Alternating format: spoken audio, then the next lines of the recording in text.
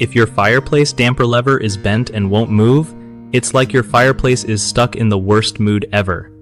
So, first up, don't force it too hard because you might break the lever or the damper itself, and then you're in a bigger mess. Try to gently wiggle the lever back and forth to see if it loosens up. If it's still stuck, grab some penetrating oil and spray where the lever connects to the damper. Let it chill for a bit to soften any rust or gunk. While you wait, check if anything else is blocking the damper inside the chimney or fireplace throat. If the lever is seriously bent, you might need some pliers to carefully straighten it out. Just don't go all Hulk mode or you'll snap it.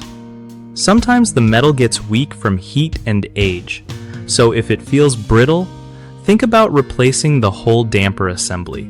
When you finally get it moving, test it a few times to make sure it opens and closes smoothly without sticking. Keeping that damper in good shape helps with airflow and saves you some cash on heating bills since you're not losing warm air up the chimney.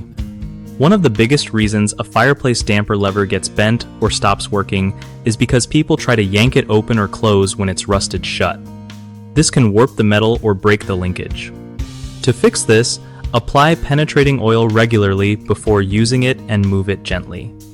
Another common issue is buildup of soot and creosote that jams the damper, so cleaning your chimney regularly helps keep everything running smooth.